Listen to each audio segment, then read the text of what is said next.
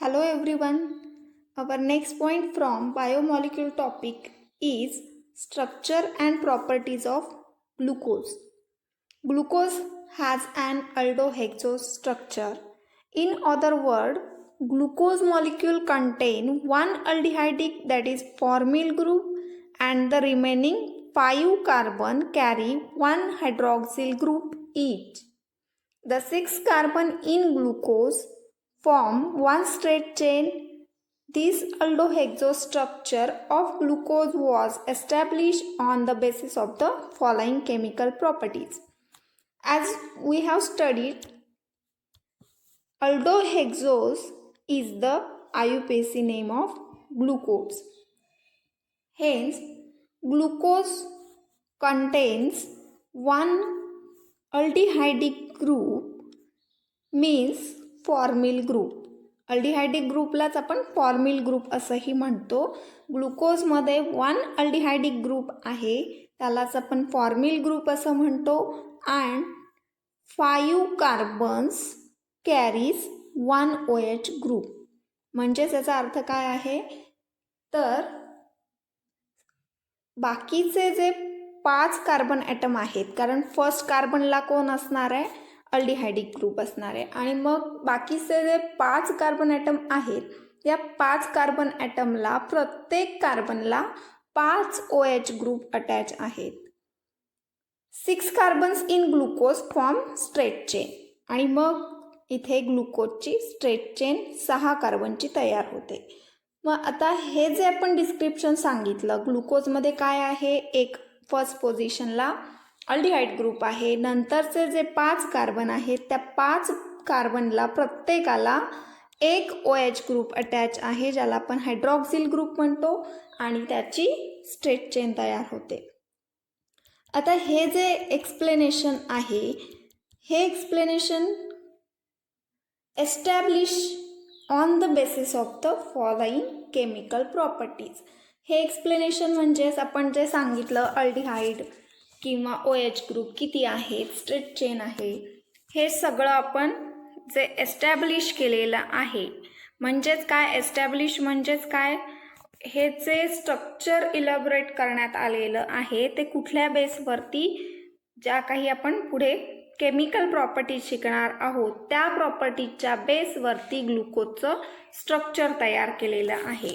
मग हे स्ट्रक्चर कसं असणार आहे, फर्स्ट पोझिशनला CHO म्हणजेच अल्डिहाइड किंवा फॉर्मिल ग्रुप, ज्याला आपण फर्स्ट कार्बन असं म्हणतो. Then second carbon contain 1 OH group and hydrogen.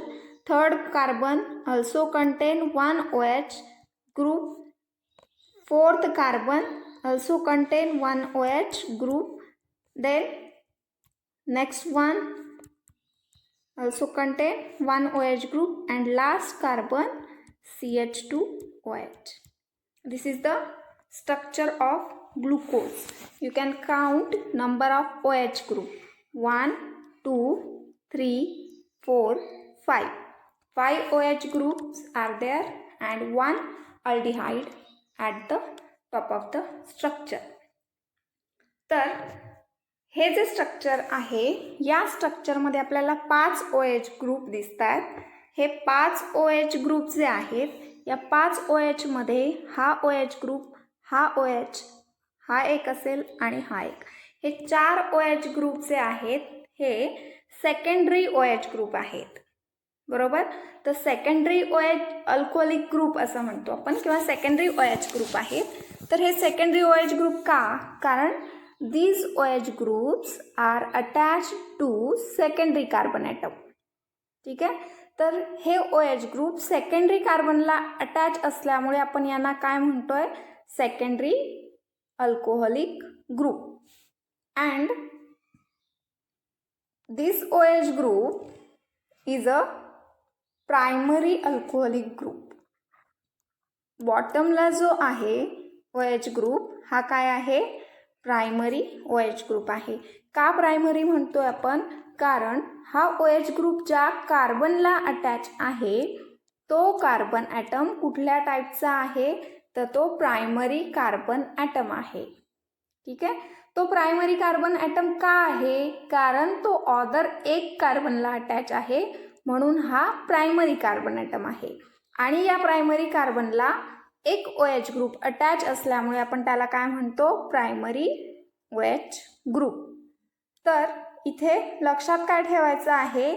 तर 6 नंबरचा जो कार्बन आहे तो प्रायमरी कार्बन ॲटम आहे आणि त्या प्रायमरी कार्बन ॲटमला असणारा OH ग्रुप हा कसा होईल? मग प्रायमरी अल्कोहोलिक ग्रुप असेल. मग बाकीची जी आहेत, बाकीची 4 जी आहेत, ही 4ही कशी आहेत? सेकंडरी आहेत, सेकंडरी OH ग्रुप आहेत. तर आता आपण काय बघणार आहोत? तर काही केमिकल प्रॉपर्टीज बघणार आहोत. या केमिकल प्रॉपर्टीज आपल्याला काय सांगतील? तर आत्ता जे आपण स्ट्रक्चर एक्सप्लेन केलं ग्लुकोजचं, बरोबर? तर हे ग्लुकोजचं जे स्ट्रक्चर आपण एक्सप्लेन करतोय, ज्याच्यामध्ये एक OH ग्रुप आहे, 5 OH ग्रुप आहेत, एक CHO ग्रुप आहे आणि 5 OH ग्रुप आहेत. हे कसे आहेत हे प्रूव्ह करणाऱ्या प्रॉपर्टीज आपल्याला स्टेप बाय स्टेप बघायच्या आहेत. तर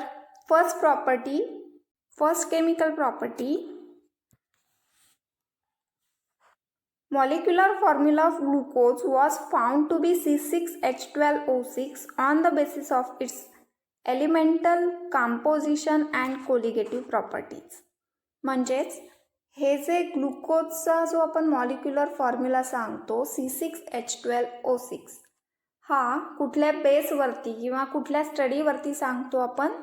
तर elemental composition and colligative property या स्टडीवरनं आपण हा मॉलिक्युलर फॉर्म्युला सांगतो. तर नेक्स्ट प्रॉपर्टी आहे, next property, the 6 carbon in glucose molecule form a straight chain. This was inferred from the following observation. Glucose gives N-hexane on prolonged heating with HI. आता ही जी property आहे बघा, first प्रॉपर्टीमध्ये काय सांगितलं आपण? फर्स्ट प्रॉपर्टीमध्ये हा मॉलिक्युलर फॉर्म्युला एक्सप्लेन केलेला आहे, जो की कुठल्या बेसवरती आहे? Elemental composition and colligative property या स्टडीवरनं हा मॉलिक्युलर फॉर्म्युला सांगितलेला आहे. आता हा सेकंड केमिकल प्रॉपर्टी जी आहे, ही सेकंड केमिकल प्रॉपर्टी काय सांगते? तर इथे काय एक्सप्लेनेशन असेल? जे स्ट्रेट चेन आहे, ग्लुकोजची जी स्ट्रेट चेन आहे, ही स्ट्रेट चेन आहे हे या प्रॉपर्टीवरनं एक्सप्लेन केलेलं आहे. तर प्रॉपर्टीमध्ये काय सांगितलेलं आहे? तर एक रिॲक्शन आहे, या रिॲक्शनमध्ये आपल्याला काय दिसेल? ग्लुकोजचं HI सोबत रिडक्शन होतंय. ठीक आहे.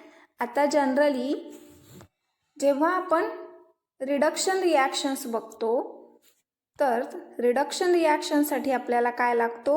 Reducing agent.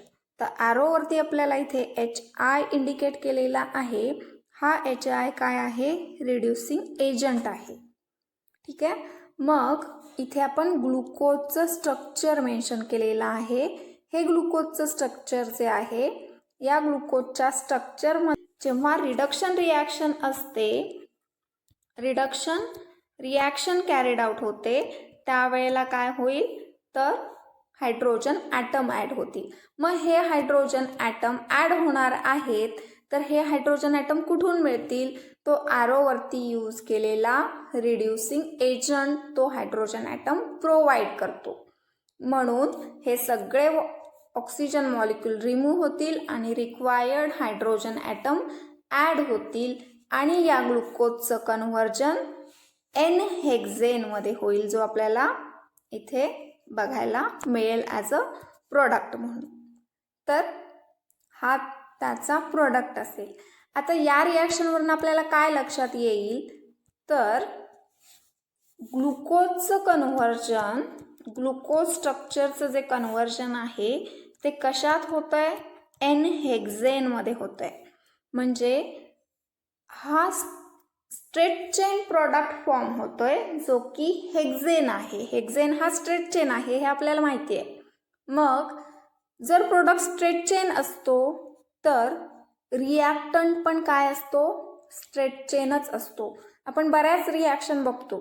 जर इकडे आपल्याला माहिती आहे की सायक्लिक स्ट्रक्चर असेल तर सायक्लिक प्रॉडक्ट फॉर्मेशनची पॉसिबिलिटी जास्त असते.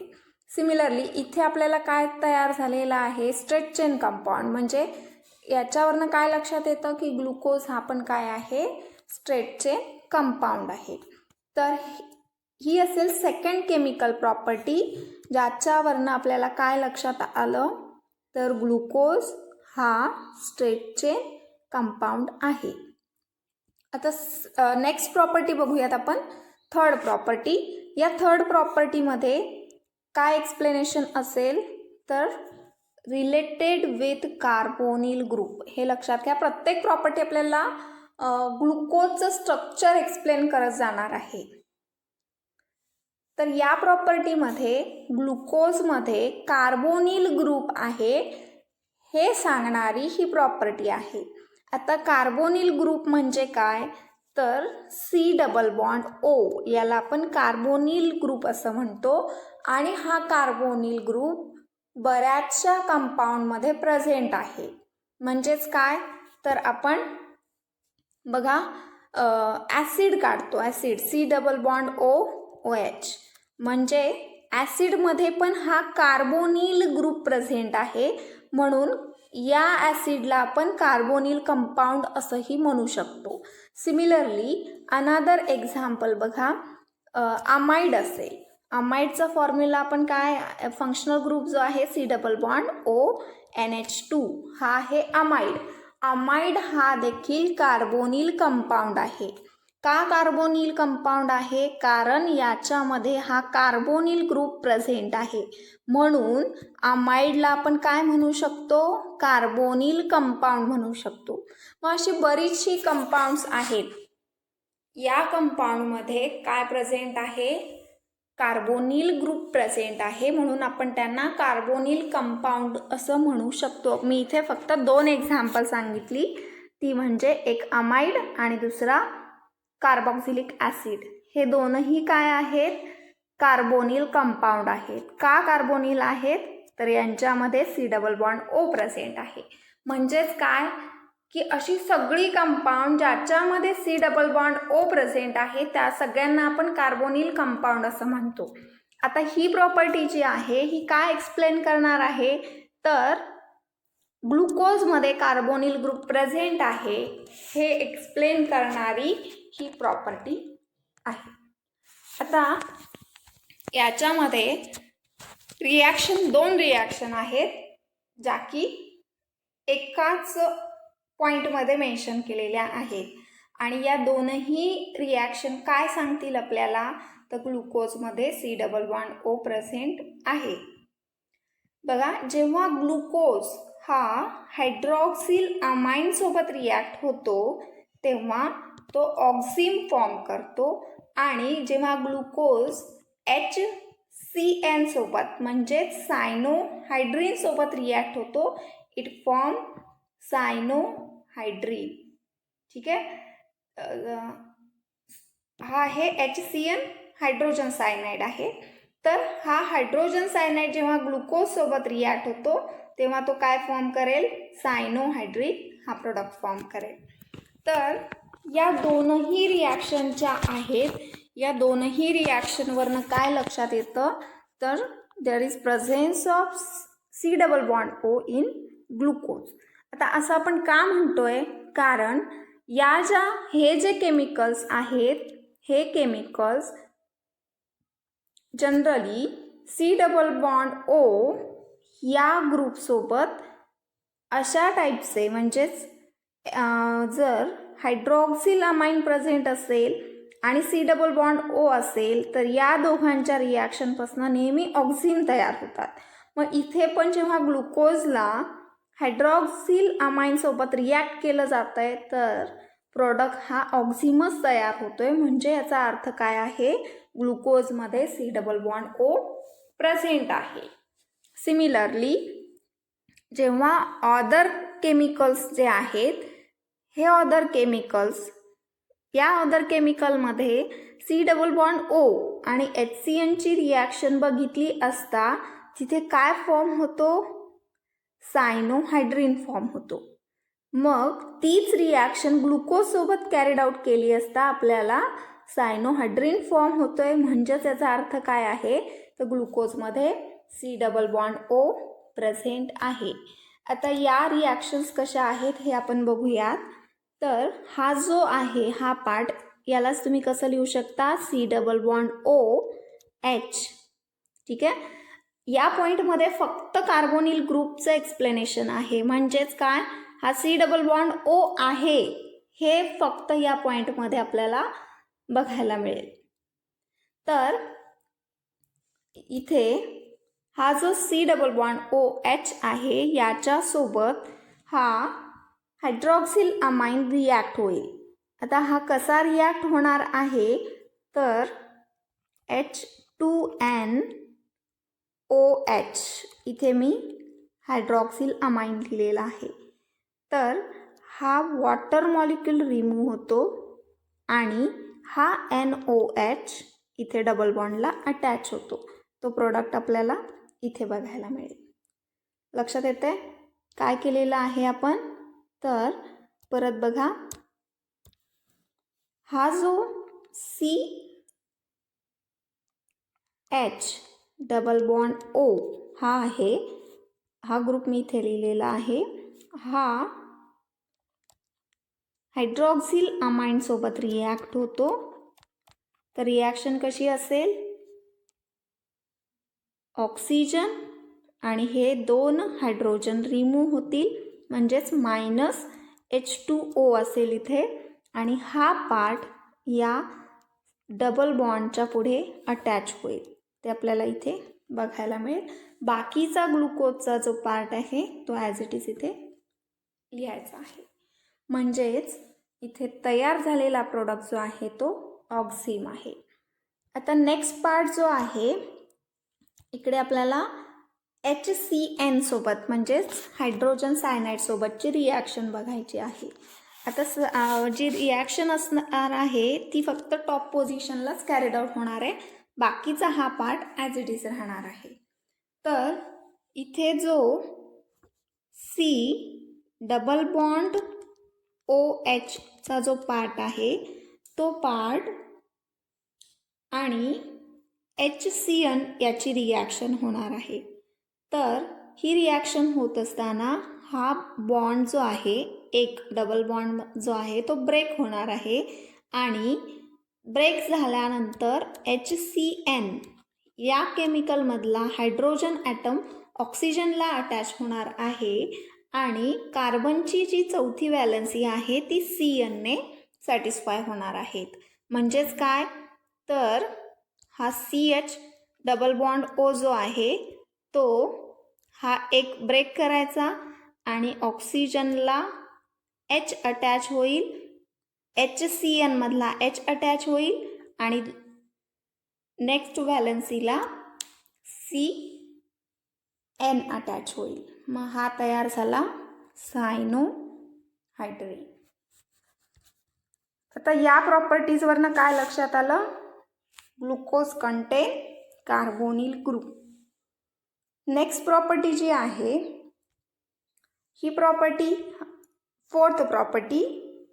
या फोर्थ प्रॉपर्टीमध्ये अल्डिहाइड ग्रुप, ग्लुकोजमध्ये एक अल्डिहाइड ग्रुप प्रेझेंट आहे हे एक्सप्लेन करणारी चौथी प्रॉपर्टी. बघा आपण स्टेप वाईज जातोय. आधी आपण मॉलिक्युलर फॉर्म्युला सांगितला, सेकंड पॉईंटमध्ये आपण ग्लुकोजचं स्टेट चेन स्ट्रक्चर सांगितलं, थर्ड पॉईंटमध्ये आपण कार्बोनिल ग्रुप आहे ग्लुकोजमध्ये हे एक्सप्लेन केलं. आता चौथ्या पॉईंटमध्ये आपण काय एक्सप्लेन करणार आहोत, तर ग्लुकोजमध्ये काय आहे, तर एक अल्डिहाइड प्रेझेंट आहे, अल्डिहाइडिक ग्रुप प्रेझेंट आहे हे आपण इथे सांगणार आहोत. तर इथे रिॲक्शन जी आहे या रिॲक्शनमध्ये ग्लुकोजचं कन्व्हर्जन ग्लुकॉनिक ॲसिडमध्ये बघायला मिळतं. आता इथे ॲरोवरती ब्रोमीन वॉटर मेन्शन केलेलं आहे. तर ब्रोमीन वॉटर हा एक ऑक्सिडायझिंग माइल्ड ऑक्सिडायझिंग एजंट आहे. म्हणजेच ऑक्सिडायझिंग एजंट यूज करतोय आपण, म्हणजे रिॲक्शन कुठली असते तर ऑक्सिडेशनची रिॲक्शन आपण स्टडी करतो. हे लक्षात घ्या. ज्या वेळेला ॲरोवरती ऑक्सिडायझिंग एजंट लिहिला असतो तेव्हा रिॲक्शन ऑक्सिडेशनची असते. ज्या वेळेला ॲरोवरती रिड्युसिंग एजंट असतो तेव्हा रिॲक्शन रिडक्शनची असते.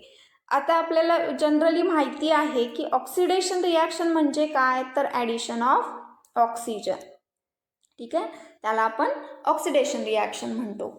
मग हा ऑक्सिजन ॲड करायचा आहे आपल्याला, तर हा ऑक्सिजन मग कुठून मिळतो तर ॲरोवरती यूज केलेला ऑक्सिडायझिंग एजंट आपल्याला ऑक्सिजन प्रोव्हाइड करतो, म्हणून ती रिॲक्शन ऑक्सिडेशनची असेल. आता इथे जो सुरुवातीला असणारा अल्डिहाइड आहे, हा फर्स्ट पोझिशनचा अल्डिहाइड, जेव्हा आपण ग्लुकोज ब्रोमीन वॉटरसोबत ट्रीट करतो, रिॲक्ट करतो, तेव्हा त्याचं कन्व्हर्जन ग्लुकॉनिक ॲसिडमध्ये होतं. म्हणजेच या CHOचं कन्व्हर्जन COOH मध्ये होतं आहे. म्हणजे इथे काय झालेलं आहे, ऑक्सिजनचं ॲडिशन झालेलं आहे. ठीक आहे, म्हणजे याच्यावरनं काय लक्षात येतं तर इथे काय आहे, ग्लुकोजमध्ये अल्डिहाइड आहे. हे आपण का म्हणतोय तर आपण अल्डिहाइड टॉपिकमध्ये बघितलेलं आहे की अल्डिहाइडचं जर ऑक्सिडेशन केलं तर काय मिळतं, कार्बोक्सिलिक ॲसिड मिळतो. हे आपण अल्डिहाइड टॉपिकमध्ये बघितलेलं आहे. मग इथे आपण तीच रिॲक्शन जर कॅरिड आउट केली ग्लुकोजसोबत, म्हणजे ग्लुकोजचं आपण ऑक्सिडेशन केलं तर आपल्याला काय मिळतोय, ग्लुकॉनिक ॲसिड मिळतोय. मग हे जर होत असेल, ग्लुकॉनिक ॲसिडमध्ये कन्व्हर्जन होत असेल, तर याचा अर्थ काय आहे, ग्लुकोजमध्ये एक अल्डिहाइड प्रेझेंट आहे. हे आपल्याला या रिॲक्शनवरनं लक्षात येतं. तर हा असेल चौथा पॉईंट, जो की काय सांगतोय, ग्लुकोजमध्ये एक अल्डिहाइड प्रेझेंट आहे.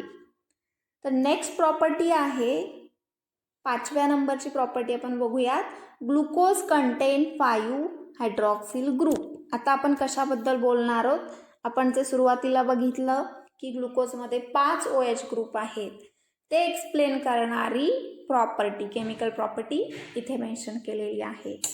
आता इथे काय करायचं आहे आपल्याला तर ग्लुकोजची रिॲक्शन कोणासोबत असणार आहे तर ॲसिटिक अनहायड्राइड सोबत.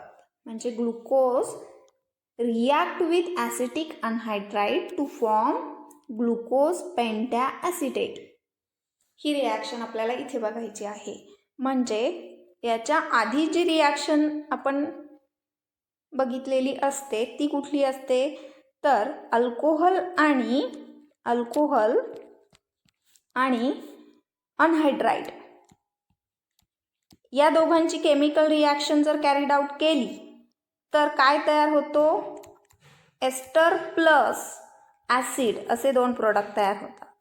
मग अल्कोहोल जर अनहायड्राइड सोबत रिॲक्ट केला तर एस्टर आणि ॲसिड तयार होतात. ही जनरल रिॲक्शन आहे. मग हीच रिॲक्शन इथे ग्लुकोजसोबत ट्रीट केलेली आहे. म्हणजे अल्कोहोलच्या जागी इथे काय यूज केलेला आहे या रिॲक्शनमध्ये, ग्लुकोज. मग तो ग्लुकोज पण सेम रिॲक्शन दाखवतोय. म्हणजे याच्यावरनं काय लक्षात येतं की ग्लुकोजमध्ये OH ग्रुप आहे. तर आपण आता रिॲक्शन बघूया. आता या रिॲक्शनमध्ये बघा, OH ग्रुप जे आहेत हे टोटल ग्लुकोजमध्ये 5 OH ग्रुप आहेत. हे 5 OH ग्रुप आहेत हे पण कशावरनं लक्षात येतं, जेव्हा रिॲक्शन कॅरिड आउट होते तेव्हा रिॲक्शनमध्ये हे 5ही OH ग्रुप आपल्याला याचं कन्व्हर्जन पुढे या ॲसिटेट आणि ॲसिडमध्ये होतं आहे. बघा इथे 4 OH आणि बॉटमचा 1 म्हणजे टोटल 5 OH.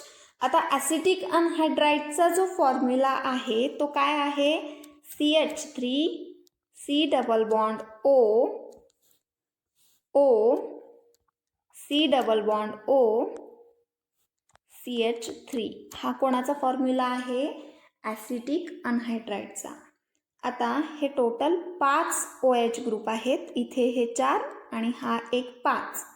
जेव्हा रिॲक्शन कॅरीड आउट होईल त्यावेळेला, आता इथे आपण हा पार्ट आधी बघूयात. या पार्टमध्ये 4 OH ग्रुप आहेत. हे 4 OH ग्रुप हे रिमूव्ह होतील आणि हा पार्ट जो आहे हा पार्ट त्या OH ग्रुपला अटॅच होईल. म्हणजे OH ग्रुप, हा OH ग्रुप निघून जाणार आणि त्या जागी हा ग्रुप अटॅच होणार, जे आपल्याला इथे बघायला मिळेल. ठीक आहे, हा ग्रुप इथे अटॅच झाला. मग 4 OH रिमूव्ह करतोय आपण, म्हणून 4 OC double bond OCH3 attach झाले. मग आता हा राहिलेला पार्ट काय आहे? C double bond OCH3. हा राहिलेला पार्ट कोणासोबत कंबाईन होईल? OH सोबत कंबाईन होईल. म्हणजे इथे तयार काय झाला? CH3COOH असा तो बाय प्रोडक्ट असेल. ठीक आहे, मग सेम रिॲक्शन हा जो बॉटमचा OH आहे त्याच्यासोबतही कॅरीड आउट होईल. मग OH रिमूव्ह होणार, सेम एक ग्रुप COOCH3 इथे आपल्याला तो बघायला मिळतोय, तो अटॅच होणार. OH रिमूव्ह होऊन रिमेनिंग पार्टसोबत कंबाईन होऊन इथे हा बाय प्रोडक्ट मिळेल. ॲक्च्युली इथे हा ॲसिटिक ॲसिड जो तयार झालेला आहे तो 5 टाईम आहे, पण तो का लिहिलेला नाही आहे? कारण ॲरोवर इथे जे आपण लिहिलेलं आहे ॲसिटिक अनहायड्राईड, हे पण 5 टाईम लागणार आहे, पण ते इथे मेन्शन केलेले नाही आहेत, म्हणून इथेही 5ची गरज नाही पडणार. ठीक आहे, किंवा दाखवलेत तरी चालतील. तर ही रिॲक्शन असेल कोणासाठी? याच्यावरनं काय लक्षात आलं की इथे 5 ठिकाणी सबस्टिट्यूशन झालेलं आहे. हे 4 आणि हा एक 5, म्हणजे याच्यावरनं लक्षात काय येतं आहे? इथे 5 OH ग्रुप प्रेझेंट आहे. आता नेक्स्ट जो आहे लास्ट प्रॉपर्टी, जी की 6वी प्रॉपर्टी असेल. ही 6वी प्रॉपर्टी काय सांगते बघा आता. तर या ग्लुकोजमध्ये 1 प्रायमरी अल्कोहोलिक ग्रुप आहे, बरोबर ना? सुरुवातीला मी सांगितलं व्हिडिओमध्येच की बॉटमचा जो OH ग्रुप आहे तो प्रायमरी OH ग्रुप आहे. मग ते एक्सप्लेन करणारी ही प्रॉपर्टी आहे. आता या प्रॉपर्टीमध्ये काय सांगितलेलं आहे, तर एक जनरल क्ल्यू आहे, हे लक्षात घ्या, फॉरेवर लक्षात ठेवा की प्रायमरी अल्कोहोल जर असेल, प्रायमरी अल्कोहोल याचं ऑक्सिडेशन केल्यानंतर आपल्याला अल्डिहाइड मिळतो आणि अल्डिहाइडचं ऑक्सिडेशन केल्यानंतर आपल्याला कार्बॉक्सिलिक ॲसिड मिळतो. हे फॉरेवर लक्षात ठेवा, याच्यात काही चेंज होत नाही. तुम्ही अल्कोहोलच्या टॉपिकमध्ये पण या रिॲक्शन्स बघितलेल्या आहेत, तेच आपण इकडे फॉलो करतोय. तर आता इथे याच्या जर रिव्हर्स गेलो आपण, काय केलं? Primary alcohol on oxidation gives aldehyde, aldehyde on oxidation gives carboxylic acid. आता तुम्हाला माहिती आहे की ऑक्सिडेशनच्या अपोजिट रिॲक्शन जी असते ती रिडक्शन असते. मग कार्बॉक्सिलिक ॲसिडचं रिडक्शन केलं की काय मिळतो? अल्डिहाइड. आणि अल्डिहाइडचं रिडक्शन केलं की कोण मिळतो? Primary alcohol. अशा या प्रोसेस असतात.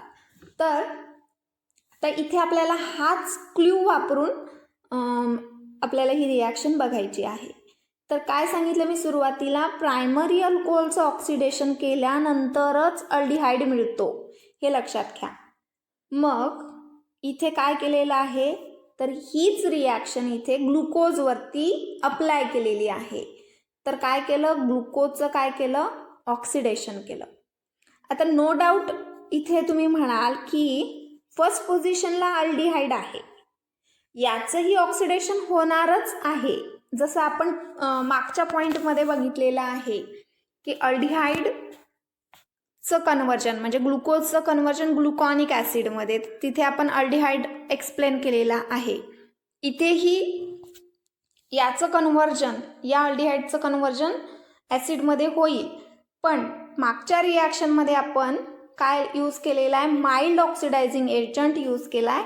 आता आपण काय यूज करतोय, तर स्ट्रॉंग जो आहे म्हणजेच nitric acid, dilute nitric acid use करतोय, जो की स्ट्रॉंग ऑक्सिडायझिंग एजंट आहे.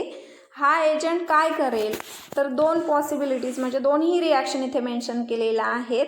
तर ग्लुकोजचं बघा, ग्लुकोजचं ऑक्सिडेशन केल्यानंतर म्हणजे HNO3 जर यूज केला तर याचंही ऑक्सिडेशन होतं आहे आणि याचंही ऑक्सिडेशन होतं आहे, जे इथे तुम्हाला 2 COOH मिळत आहेत.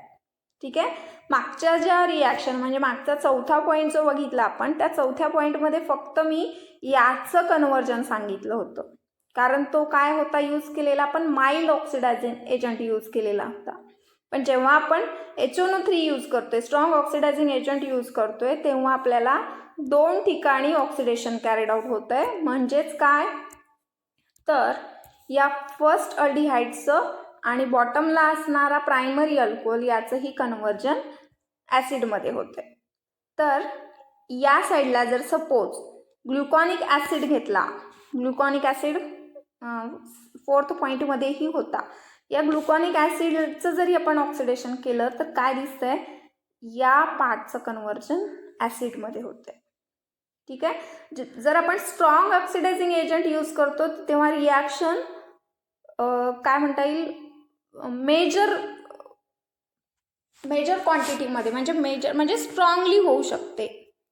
म्हणजे जेव्हा HNO3 यूज केला जातोय तेव्हा अल्डिहाइडचं कन्व्हर्जन पण ॲसिडमध्ये होतं आहे आणि जेव्हा HNO3 वापरला जातोय तेव्हा हा जो अल्कोहोल आहे या अल्कोहोलचं कन्व्हर्जन अल्डिहाइडमध्ये होणार, अल्डिहाइडचं कन्व्हर्जन ॲसिडमध्ये होणार, जे आपल्याला डायरेक्ट स्टेप इथे दिलेली आहे. ठीक आहे.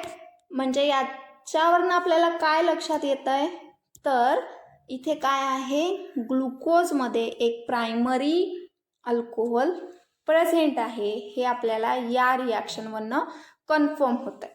तर असे हे सगळे पॉईंट्स आपण 6 पॉईंट बघितले, जे आपल्याला प्रत्येक पॉईंट काय सांगतोय, ग्लुकोजचं स्ट्रक्चर एक्सप्लेन करतोय. ठीक आहे.